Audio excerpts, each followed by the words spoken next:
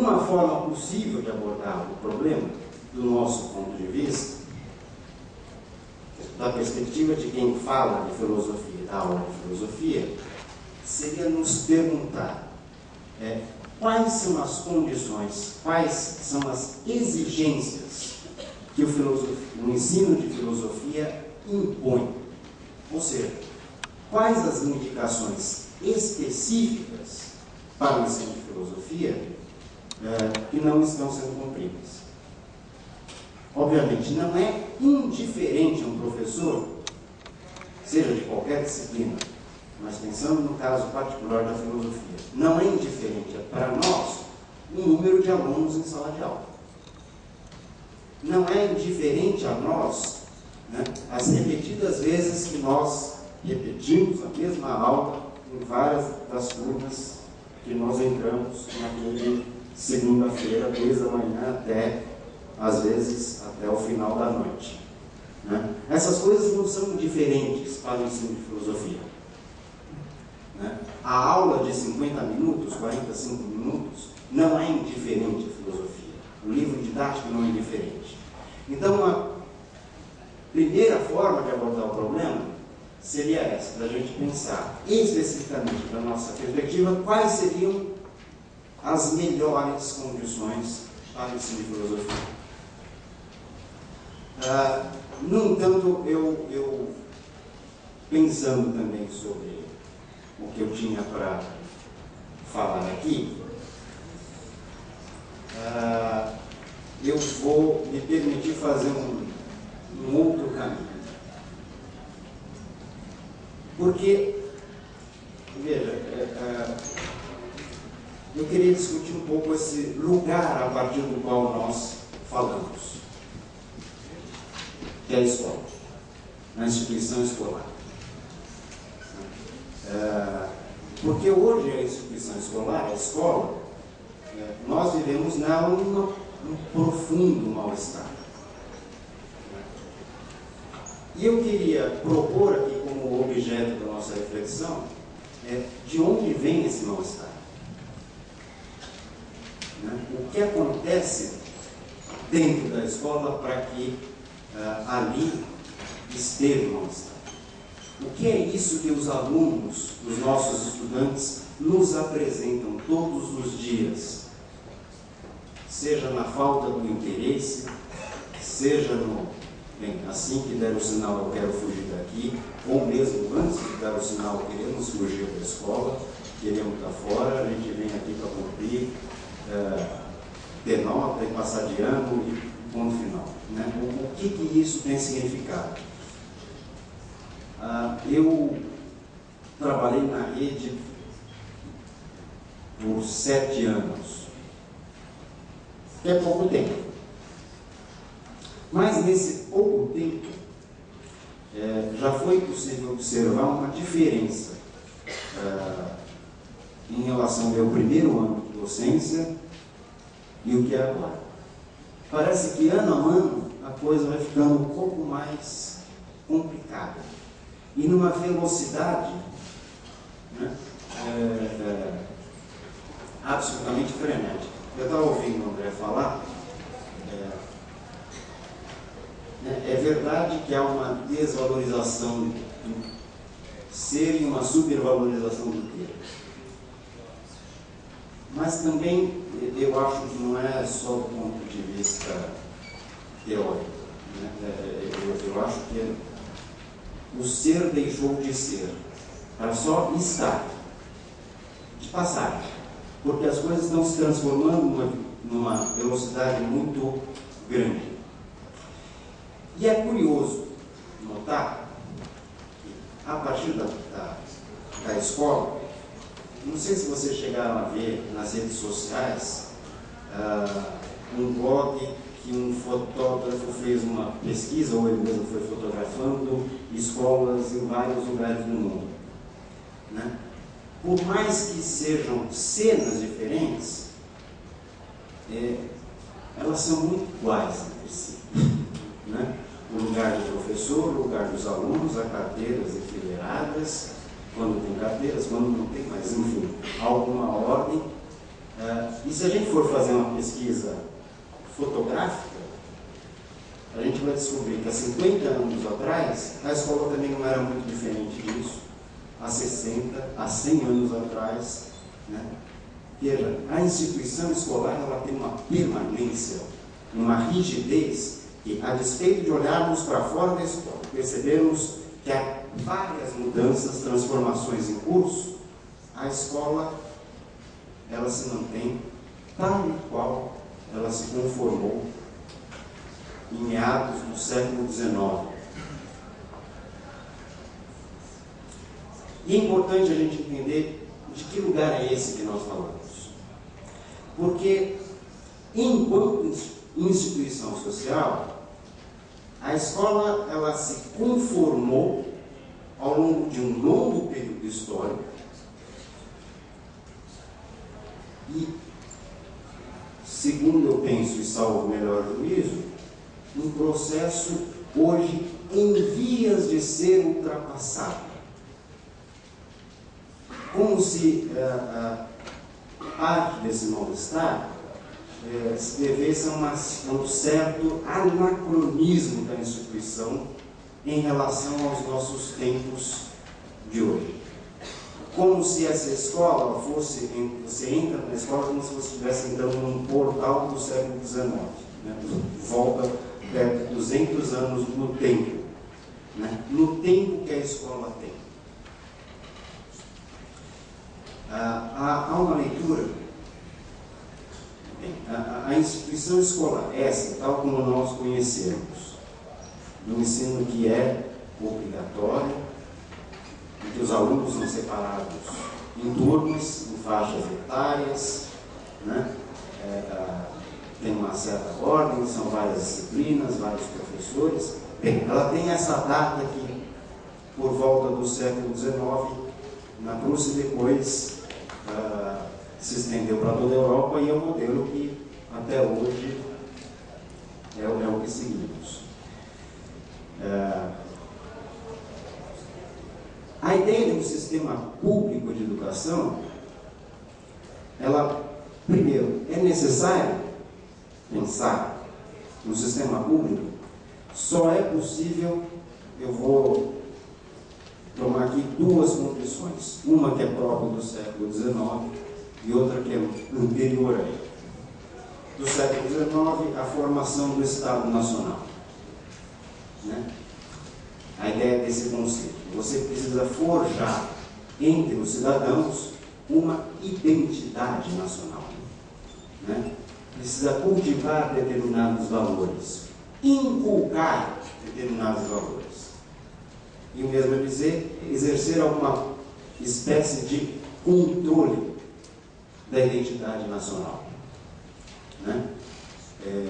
Veja, não por acaso a França, né, com a República dos Professores no início do século XX, fez a universalização da educação como sua tarefa por uma questão republicana. Não é simplesmente porque todos têm este direito, é porque o que amarra a sociedade, o que dá identidade a essa sociedade, dá unidade a essa sociedade, é a cultura. É a mesma cultura cultivada dentro da escola. Para além disso, a escola sempre serviu como um poderoso instrumento de seleção e exclusão social, hierarquização social, né? Daqueles, está na moda dizer isso, mas sempre foi assim, dos mais competentes, os menos competentes, e cada um é destinado para o seu lugar de origem, né? Daí a tese do Althusser, por exemplo, sobre os aparelhos ideológicos do Estado, e toda a tradição do pensamento crítico sobre a escola vai por aí. Esse é um lado da questão que talvez a gente já tenha ouvido bastante. Mas eu considero que é um segundo elemento, e é esse que eu considero que, de forma mais... é uma aposta, é o que está em vias de ser ultrapassado. Num livro bastante curioso de um pensador americano chamado Neil Postman, chamado Desaparecimento da Infância, né? Há uma tese bem, a infância não é alguma coisa natural, né? É uma categoria construída historicamente e socialmente, né? A gente pode mais ou menos localizar, por exemplo, a data de fundação quando você começa a escrever sobre a criança, né? O Emílio de Jean-Jacques Rousseau, né? Como uma das certidões do nascimento desta categoria social. Eles não são simplesmente adultos em miniatura, eles têm as suas especificidades. Portanto, houve uma criação de um mundo infantil por oposição ao mundo adulto. O que é a escola? Aquela instituição social encarregada da transição do mundo infantil para o mundo adulto. Tudo bem até aqui? Por qual recurso a escola faz isso? Vocês sabem, né? Qual o recurso? É só deixar as crianças esperando lá, que elas vão crescer e vão virar adultos? Oi? Disciplina? Que tipo de disciplina?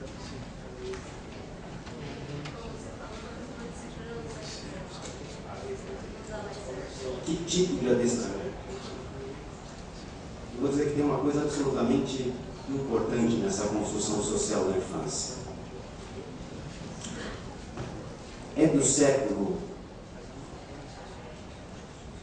XV o surgimento da tese do Poço, o surgimento da imprensa, o que possibilitou nos séculos seguintes a circulação desse objeto que nós cultuamos, chamado livro.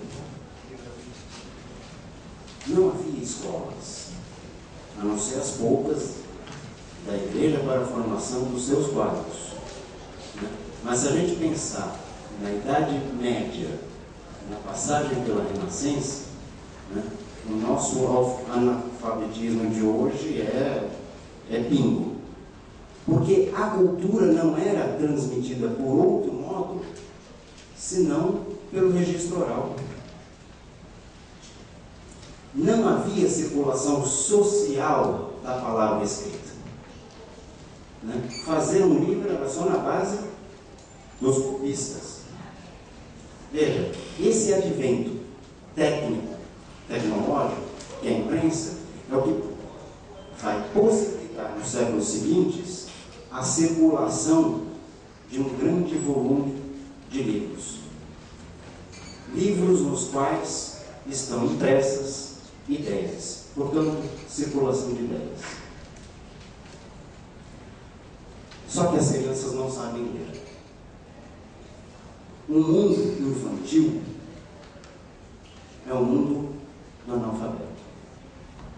É um mundo onde não entra a palavra escrita. O que a escola faz? Ensinar a ler. E quando a criança aprende a ler, num processo bastante progressivo, que vai se ficando cada vez mais complexo, ela se torna adulto. O mundo adulto, ele está segredado das crianças pelo universo do mundo letrado. A criança, para acessar esse mundo adulto, diz Neil Postman, precisa aprender a ler. Se a gente pensar a partir dessa pista, para finalizar, o Postman escreve esse livro, ele não é tão recente, imagino da década de 70, mas sobre o impacto profundo que foi os meios de comunicação de massa, a saber, a televisão, o rádio e a televisão. Então veja só, da década de 50 para frente, né, com a popularização da televisão e depois a sua massificação, aquilo que estava segredado do mundo adulto, o sexo, a violência, a crueldade, está exposto aos olhos das crianças todos os dias. Essa mediação do mundo infantil para o mundo adulto, que era aprender a ler, já se torna desnecessário. Ou seja, a circulação das ideias, dos conhecimentos, ele não se faz mais exclusivamente pelo livro, como era até o século XIX, até parte do século XX. Quando é inventado o rádio e a primeira transmissão vai ao ar, alguma coisa aconteceu. Agora tem uma condição de disseminar conhecimentos para além do livro. Veja como isso, para finalizar, é grave, né? Porque o nosso desconforto em relação à televisão? Porque tudo aquilo que a gente deveria ensinar para os nossos alunos, eles já sabem, porque está na TV. O meu posto me escreve esse livro antes da década de 90.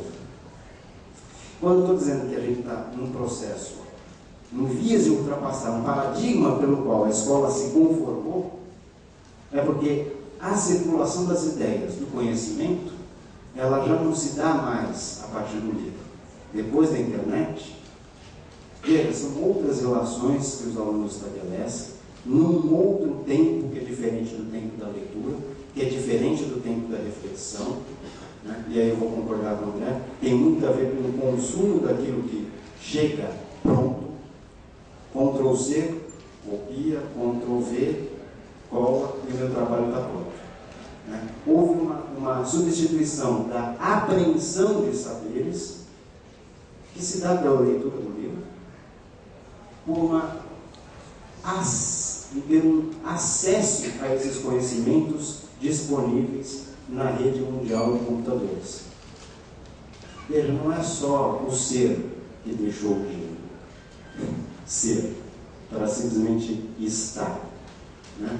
A escola, segundo esse paradigma da leitura, já tem muito pouco a oferecer enquanto conhecimento aos nossos alunos. Pelo menos é essa a impressão que os alunos nos lançam na nossa cara todos os dias, ou não é verdade? Eu acho que esse é o primeiro ponto para que a gente possa pensar o que fazer a partir da sala de aula. Muito obrigado. Obrigada, professor. Eu passo a palavra. Professor Daniel Pansarelli. Obrigado. Bom dia a todas, a todos. E agradecer a oportunidade de estar aqui, a associação, e faço agradecimento na pessoa do meu colega Hugo, que mediou esse convite, que está trabalhando arduamente aqui do meu lado, né, registrando, ajudando a registrar o que se fala aqui. A ideia é falar de conjuntura. Necessariamente eu vou tocar em alguns pontos que os colegas falaram, acho que isso é muito interessante, né? Alguns pontos da nossa percepção do fenômeno educacional acho que convergem, né? Estamos todos como parte do mundo da vida, né? Acho que o Russell estava certo quanto a isso. Mas antes eu queria dizer duas coisas. Primeiro, da nossa conjuntura aqui, nesse momento, eu não tenho certeza se em algum momento da história essa casa recebeu tantos filósofos e filósofas, né? E essa casa que é mais ou menos que a ágora dos nossos tempos, não é isso? A gente devia vir aqui mais vezes, né? Ajudar na discussão sobre o justo, o bom, o verdadeiro e o belo, né? Quem sabe os nossos legisladores serem tocados por algo que deveria preceder a prática política, que é a filosofia política e a ética que lhe é adjacente, né? Acho que é simbólico a gente estar aqui nesse momento, sem nenhum prejuízo de algumas manifestações dos colegas durante a fase de apresentação, na necessidade de reproduzir esse evento, ou eventos inspirados nesse em outros lugares, quem sabe ocupando também outras casas de leis e outros espaços públicos, né? Também foi falado no início, já foram feitas duas menções ao Niemeyer, né? O professor Niemeyer, aliás, né? Professor da Universidade de Brasília, que se demite em protesto ao governo ditatorial, mas o falecimento do Niemeyer me fez pensar que o Brasil tem, ou continua tendo, né? um arquiteto a quem doeria perder por ser um arquiteto brasileiro, né? Niemeyer só poderia ser brasileiro. Ele não teria tido inspirações para desenhar aquelas curvas todas, né? Em outro canto do mundo. Ele só podia fazer o que fez aqui no Brasil. E eu me pus a pensar sobre isso. Sabe aquele filósofo, né? Fica pensando sobre banalidades, besteiras, tentar tirar algum caldo. Eu fiquei pensando, os nossos colegas da ciência política, das ciências sociais tiveram seus representantes, Florestan, Caio Prado, Nelson Werneck, só puderam pensar o que pensaram, escrever o que escreveram, porque estavam aqui no Brasil, né? E não era nem necessariamente criar uma ideia nova, né? A discussão de Caio Prado com Nelson Werneck, dizer, nós somos marxistas, nós temos lá um referencial, nós precisamos descobrir se o Brasil é feudal ou capitalista, né? Então eles estão discutindo a nossa realidade a partir da especificidade da sua ciência, né? Na antropologia, né? Darcy, Sérgio Buarque. Eu fiquei pensando, quem é o filósofo ou a filósofa que quando morrer a gente vai sentir essa dor de perdemos um filósofo brasileiro, né? Um filósofo que só pensou o que pensou porque estava aqui no Brasil. Para quem não podia pensar isso a partir de qualquer outro canto do mundo, como Niemeyer não podia projetar o que projetou a partir de nenhum outro canto do mundo, né? E me doeu pensar que eu acho que a gente não tem essa figura, né? Nós temos, evidentemente, figuras respeitáveis, exemplares, mas eu não sei se nós já produzimos um filósofo ou uma filósofa, ou um grupo de filósofos e filósofas que tenha essa força e principalmente que carrega essa brasilidade na sua filosofia, né? É engraçado, a gente fala de muita naturalidade de filosofia alemã, francesa, inglesa, né? E com uma torcida de nariz de filosofia brasileira. Mas enfim, acho que é um ponto para a nossa reflexão e eu vou tocar nele aqui na finalização. Mas, para falar do contexto em particular, me parece que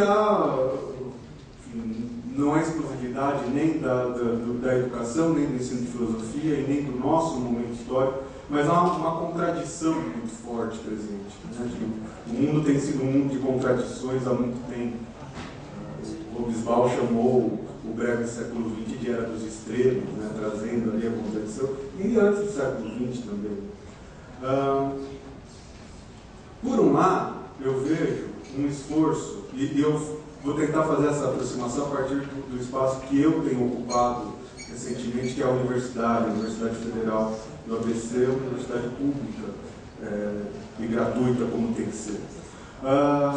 Por um lado, eu vejo, de certa maneira, uma ampliação de oferta de vagas e de novas universidades públicas e gratuitas no Brasil, né? A universidade em que eu trabalho hoje é uma universidade nova, né? Que surge também do processo de contradições, tem uma série de questões da sua história de surgimento que ela vem enfrentando, mas é uma universidade pública e gratuita que não existia 5 anos atrás, né?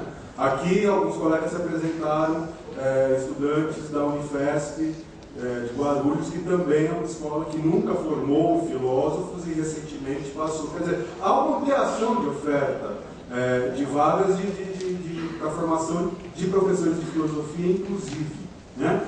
E são universidades eu vejo o nosso esforço lá na ABC, por um lado, universidades que tentam se manter como universidades de excelência, como tem que ser, né? E tem que produzir tanto quanto possível pensamento de ponta, quer dizer, pensamento o mais refinado possível, algo que vale a pena ser lido e ouvido, né? Mas, por outro lado, e essa é uma contradição, são universidades que tentam ser inclusivas. Quer dizer, não é por acaso que o campus da Unifesp está nas Pimentas, né?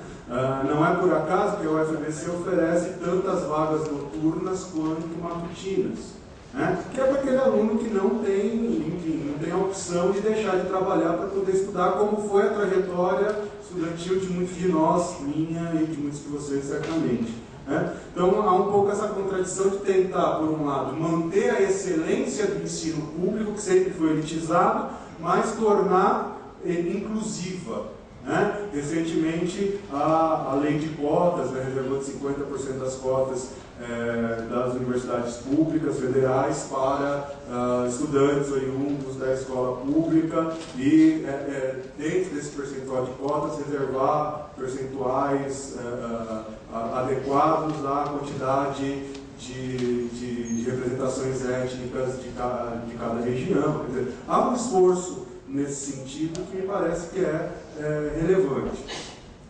Por outro lado, e aí eu pego o primeiro ponto que o André colocou, que era a mercantilização, né?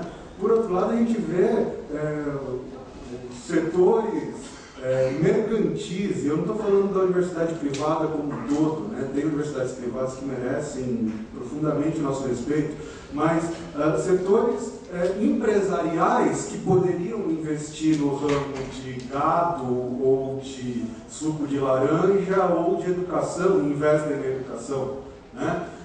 Empresas de capital aberto que, para manter as suas ações em alta na Bolsa, precisam renovar constantemente o seu quadro de alunos matriculados. É uma relação macabra, né? Quer dizer, eu vendo ações na Bolsa e o preço da minha ação é medido pela quantidade de alunos que eu tenho. Então, para a ação continuar subindo, eu preciso captar mais alunos, de qualquer forma, né? Então, se por um lado a gente tem uma ampliação do que eu estou chamando aqui de educação superior séria no Brasil, reservando espaço para aqueles que há décadas atrás tinham muita dificuldade de acessar a universidade pública, por outro lado, tem uma expansão absurda desse tipo de educação que é mercantil e predatória, né? Que gera uma espécie de crise na educação, já que essas corporações educacionais, vamos chamar assim, elas ocupam, parece que, mais espaço do que a educação pública e do que a educação privada séria. No ensino médio, a crise não é novidade. E aí, o começo da fala do Eduardo foi a respeito desse mal-estar, que recentemente foi reafirmado uma vez mais pelos últimos resultados de avaliação do ensino médio, que coloca o Ministério da Educação numa baita de uma saia justa, né? Afinal de contas, é uma linha de governo que está aí há uma década, já é tempo de se produzir resultados, né? Me parece que há então uma crise que, por um lado, em menor escala, é uma crise entre professores e estudantes, mas, por outro lado, e talvez numa escala muito mais significativa, é uma crise que coloca, de um lado, professores e estudantes juntos, em oposição à instituição escolar. Que eu vejo aluno falando mal da escola, da mesma maneira que eu vejo professor falando mal da escola. Por motivos diferentes, claro, cada um a partir da sua perspectiva. Mas parece que ambos os segmentos estão descontentes com a instituição escola, né? Eu tenho a impressão que às vezes a gente confunde isso tudo, né? A gente fala turmas indisciplinadas, alunos desinteressados, e junta isso com a escola já não é suficiente para atender. Acho que é relevante a gente separar essas coisas, né? E, curiosamente, o que poderia, no âmbito da nossa atuação, da nossa função social, para lembrar aquele texto do Franklin Leopoldo de Silva, que é a função social do filósofo, talvez alguns de vocês conheçam, Qual é a nossa função social como professores de filosofia nesse processo? Não que a gente vá salvar o mundo, né? A gente não é Messias, a gente está cumprindo lá o nosso papel e outros têm que cumprir outros papéis. Os que legislam essa casa têm que cumprir o seu papel. Tem um projeto de lei na nossa mão aqui que pode ajudar, quem sabe é isso. No nosso papel, o que a gente pode fazer? A gente pode tentar tornar as nossas aulas o mais adequadas possíveis à realidade do aluno que é o interessado em nos ouvir. Afinal de contas, a gente pode optar por falar para paredes ou falar para o nosso interlocutor.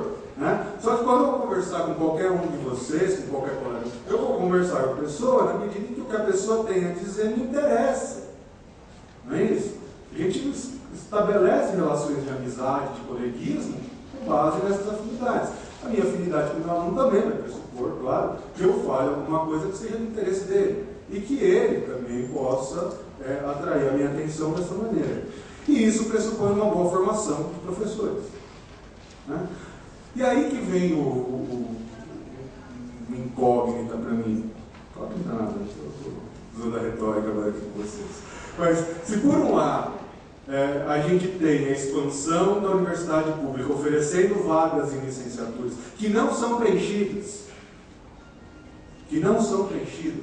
lá na universidade que eu trabalho a gente abre 50 vagas de filosofia por ano, preenche 13, 15 e o resto fica ocioso, está lá. Né? Eu dou aula para aqueles mesmos alunos, não gera custo nenhum, não é questão que precisa ampliar a estrutura, nada. A sala de aula fica mais da metade das carteiras vazias. Então, não tem procura, por um lado, por esse tipo de educação qualificada. Por outro lado, eu vejo que as corporações de educação estão crescendo, dentre outros ramos, a partir das licenciaturas. Aqui na capital tem uma que oferece licenciatura plena em filosofia à distância, no modelo que se vai lá uma vez por mês em 7 meses, para quem já é licenciado. Né? E esse tipo de curso está bombando. Está bombando. Né? Então, me parece que o que falta é fazer o que nós estamos fazendo aqui, que é ocupar o espaço público. Ocupar o bom espaço de formação de professores. Né? É preciso reverter e difundir, quem sabe mudar uma cultura da possibilidade de acesso às boas universidades, que é algo que não existia anteriormente. Meus pais não têm ensino superior, porque quando eles estavam na educação, cursando lá o ensino médio, aquilo era topo, aliás, eles já tinham chegado ao ensino médio, aquilo já era o padrão das famílias de ambos, algo, o ápice do imaginário. Esse cenário mudou, mas me parece que a população em geral, os futuros professores ainda não se apropriaram disso. O sujeito ainda não se apercebeu que ele pode entrar numa universidade pública para se formar licenciado, se formar um professor, ou se formar em qualquer outro ramo, por exemplo, sem ter que fazer o vestibular, que era o esquema da exclusão. É o divisor que hoje não precisa. Na universidade que eu trabalho, é a Universidade Federal, não tem vestibular. O cara presta o Enem, pela nota do Enem, ele vai conseguir o espaço dele na universidade. Né? Então, falta um pouco a apropriação, talvez uma apropriação que eu vou chamar de cultural. Falta nós entrarmos, nós como sociedade, entrarmos nessa nova cultura. Claro que isso vale, por um lado, para a formação inicial, mas por outro, para a formação continuada. Quer dizer, o professor de filosofia hoje, que quiser fazer um mestrado em filosofia, um mestrado em educação, pesquisando, por exemplo, em filosofia, tem diversas opções. Aqui na região metropolitana e no resto do estado também. Né? Então existem esses espaços que talvez em algum momento da nossa história nós consideramos espaços muito distantes da nossa realidade, mas que já não são distantes. Eu tenho a impressão que nós ainda não nos apercebemos e não nos apropriamos dessa possibilidade de ocupação. E com isso, então, eu vou caminhando para a minha conclusão para dizer, primeiro, e acho que isso é uma questão... 3 minutos, professor. Isso é uma questão que nos interessa e acho que é muito da nossa responsabilidade. É preciso que nós trabalhemos, por um lado, para mudar a percepção social da carreira docente. É verdade que nós temos uma série de dificuldades que vão de questões salariais às condições que já foram colocadas aqui na mesa, que geram esse mal-estar. Por outro lado, Eu trabalho numa universidade repleta de engenheiros e nenhum engenheiro formado consegue 2 dias de trabalho para estar aqui fazendo formação continuada e discutindo a própria carreira. Por outro lado, nenhum engenheiro que vai se formar lá na Universidade de Leciono vai ter opção, por exemplo, de, fazendo lá algum malabarismo, ter um dia da semana livre para poder realizar uma atividade cultural, sua formação continuada. Há vantagens na carreira docente que a gente talvez se viciou num discurso. Claro, a gente tem que reclamar do salário, tem que melhorar as nossas condições, mas nós precisamos entender que há vantagens em ser professor. E ser professor se tornou quase uma profissão de fé atualmente, coisa que não deveria ser. Nós precisamos trabalhar por um discurso sério de cobrança das autoridades a respeito das melhorias e da valorização da nossa carreira, mas nós precisamos trabalhar também junto à sociedade a ideia de que ser professor vai ser Cristo. A gente gosta do que a gente faz, tem algo de bom nisso. E a gente precisa apontar isso, porque senão as vagas oferecidas nos cursos de licenciaturas vão continuar sendo não preenchidas. Precisamos ter bons professores para ajudar a pensar a escola, o que me remete para o segundo e último elemento da minha conclusão, que é preciso, e aí vem a presença necessária da filosofia na educação, é preciso que nós, filósofos e professores de filosofia, cumpramos o nosso papel, que é pensar filosoficamente essa escola que ainda é do século XIX e XVIII e já não atende mais a uma realidade, não atende mais a nossa perspectiva e nem dos nossos alunos. É preciso reinventar a escola. E para reinventar a escola, muitas forças precisam ser somadas, entre elas a força de quem propõe-se a pensar filosoficamente a escola. Essa me parece que é uma tarefa filosófica do nosso tempo e que, quem sabe, poderia ajudar a surgir um filósofo embrenhado de brasilidade, embrenhado de pensar os problemas da escola paulista e brasileira. Obrigado.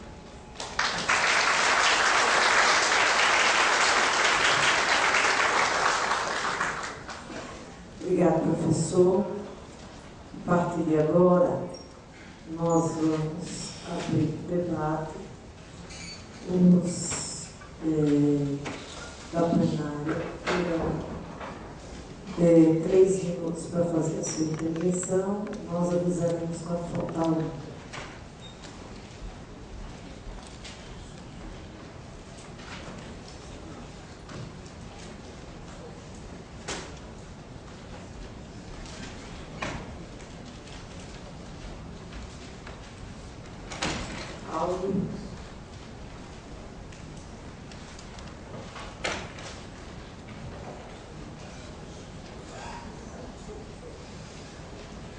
Bom dia, colegas.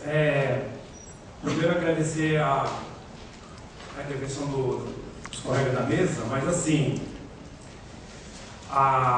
o tema dessa mesa é a análise da conjuntura educacional. E nós não podemos perder o foco, porque tem 2 coisas fundamentais que, como dizem os alunos, estão pegando e que nós não podemos ficar alienados dessa discussão.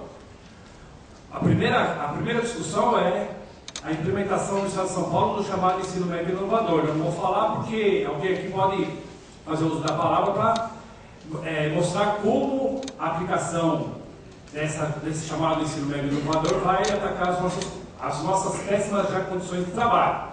E a segunda, que não foi colocada, é o Plano Nacional de Educação, que já foi aprovado em primeiro turno no Senado e que existe a perspectiva de ser aprovado e que nós não podemos ficar ali a essa discussão. É preocupante quando não foi tocado nessa discussão.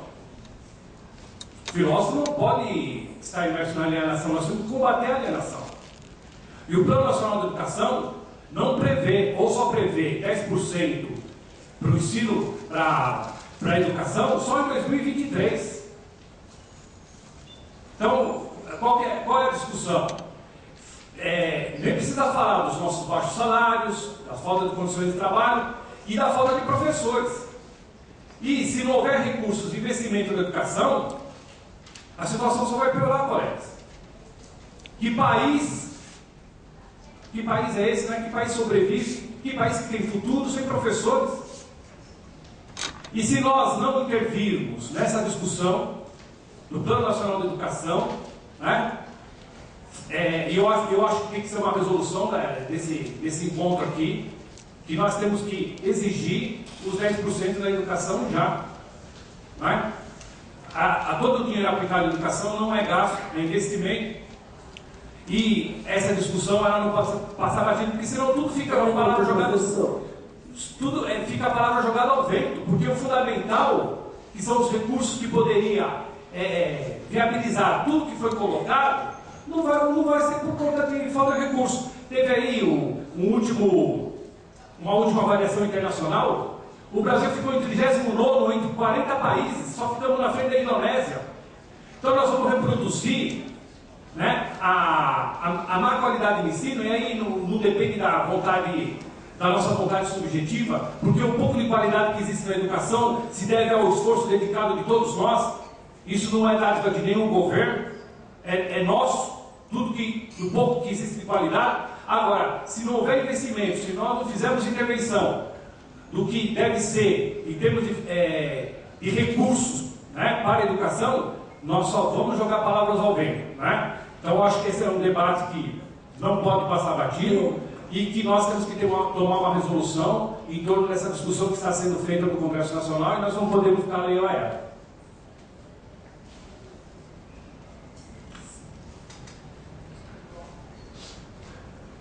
Edivan.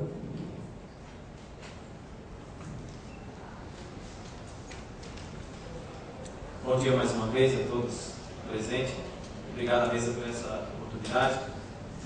Então nós podemos perceber, através do que já foi dito aqui, que a discussão e a análise a respeito da educação vai além do que nós possamos imaginar e até além do que nós já ouvimos aqui. Eu quero só colocar algumas coisas que foram já faladas aqui pelo Eduardo sobre o lugar de educação. Nós sabemos que as condições pelas quais nós estamos encarregados de educar filosoficamente os alunos não são as melhores condições. E nós precisamos, primeiramente, tentar entender o que nós queremos com o ensino da filosofia. Que tipo de cidadão, que tipo de pensamentos nós queremos gerar nesses alunos. E a partir daí, nós devemos pensar o seguinte: o lugar pela qual o exercício para essa formação é o lugar ideal? Será que, quando nós dizemos que a escola de hoje é uma escola do século XVIII, só que do século XIX, que eu até concordo parcialmente com isso, mas eu ainda digo que a escola do século XVIII, do século XIX, na verdade é uma réplica da Idade Média, da escola da Idade Média, com algumas inovações muito simples. Então, a grande questão é: será que nós estamos realmente no lugar ideal pelas quais nós imaginamos, nós idealizamos uma formação do cidadão? Será que é isso? Tá? Então, eu supostamente acho que não, e que essa discussão deve ser um pouco mais ampliada. Não porque eu acho que é ideal para alguma coisa subjetiva, mas eu acho que é ideal para mim mesmo. Eu preciso saber, como professor de filosofia, o que eu quero do meu aluno, e se realmente o lugar onde eu estou fazendo esse exercício de educação e de formação, se é o lugar ideal. Ainda falando um pouquinho sobre aquilo que o Daniel falou, sobre a questão de amizade. Os grandes pensadores, os grandes pensamentos e a grande produção de pensamento aconteceu onde a relação entre professor e aluno, entre aquele que falava e aquele que ouvia, não era uma relação autoritária. Foi perguntado aqui sobre a questão da disciplina. Nós precisamos de disciplina? Sim, nós precisamos de disciplina. Mas em que contexto? Dentro da escola, com a quantidade de alunos, com as condições de trabalho que nós temos, nós precisamos sim de disciplina. Mas será que em outras condições nós precisamos tanto de controlar? Será que o que é necessário para educar o ser humano é necessário então controlar para que nós educamos ele? Então, está aí lançadas essas reflexões. Obrigada, professor. Perla.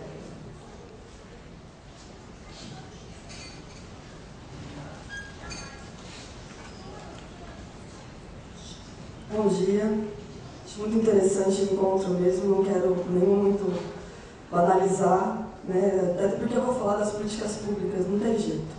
A gente vai discutir o ensino de filosofia, não tem como esbarrar nas políticas que nós temos hoje. É impossível não discutir, essa questão salarial, a opressão que o professor vive, a quantidade de aulas que dá por semana. Então, qualquer melhoria, a gente vai esbarrar. E aí eu me pergunto, o que mantém, então, esse ensino que valoriza esse ter, né? Se não o Estado, que é essa força maior, e contribui o tempo todo para essa sociedade consumista, para essa sociedade capitalista? Nós temos um currículo hoje que ensina as superficialidades das ciências, que a gente tem que alfabetizar. As ciências, a tecnologia e a linguagem. Eu sou coordenadora, eu sei a pressão que nós sofremos para aplicar esse currículo, que é ridículo. Sabe, ele é insatisfatório. Ele aponta para essa sociedade do consumo o tempo todo. E aí nós temos, como o Eduardo colocou, uma sociedade fragmentada, de conhecimento fragmentado. E que é mantido pelo quê? O Estado. O Estado mantém esse fragmento de conhecimento. O Estado não nos permite avançar. E aí, por fim, eu penso que o Daniel falou, e não discordo, eu acho que o professor tem que mudar a percepção mesmo, acho que é a nossa única via. Mas o professor também é fruto da sociedade do consumo. Então ele também, ele não consegue, ele está preso. Né? É difícil para ele estudar. Tem alunos que vão para a universidade pública e não conseguem se manter lá porque não atiram girotes. Eles precisaram um livro, certo? Então, assim, eu acho que a gente está, de fato, numa escola ultrapassada mesmo, acho que está em processo, não discorda esse país televisivo o tempo todo, voltado para o consumo, mas não tem como a gente não pensar na discussão, no combate a essas políticas públicas. Eu acho impossível.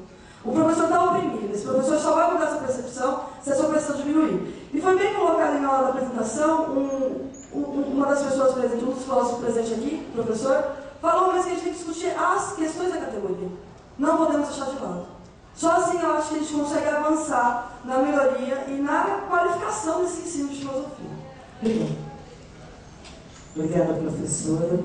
Alexandre.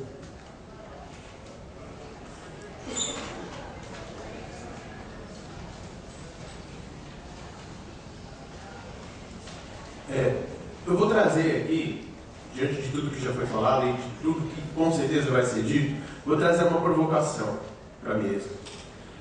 Os professores que trabalham com o ensino superior precisam, às vezes, descer do pedestal e olhar para o interior. O que acontece? Eu me formei em filosofia num curso de 18 meses, não tenho vergonha de dizer isso, e foi um curso muito bom.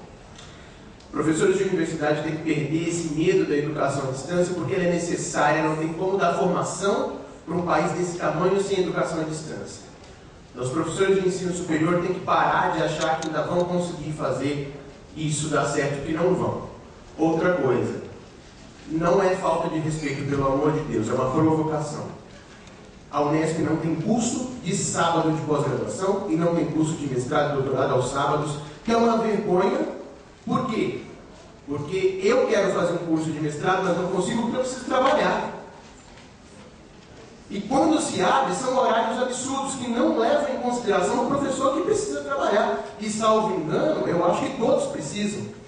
Então, professor, muitas vezes as cadeiras estão vazias, ou por culpa de alguns professores, vai aqui uma provocação, não uma falta de respeito, que não querem perder seus sábados e seus domingos. Já que a universidade tem autonomia garantida por lei, por que não criar curso para esses professores que estão trabalhando? A Univesp é uma mentira. Primeiro foi uma luta danada para conseguir a Univesp, conseguimos a Univesp, só que ela continua elitizada. Por quê? Porque as aulas são de dia de semana e os companheiros precisam trabalhar.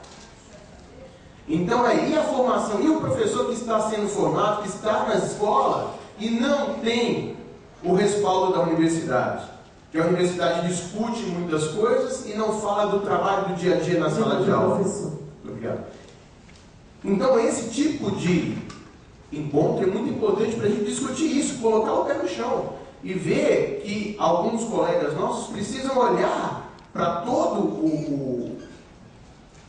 o panorama e verificar que nós estamos com problemas muito sérios, seríssimos. Volto só para concluir, né? Quero fazer um curso de mestrado, tenho competência para isso, mesmo sendo fruto da educação à distância. Minha primeira graduação foi em letras, que foi tradicional, a segunda foi à distância.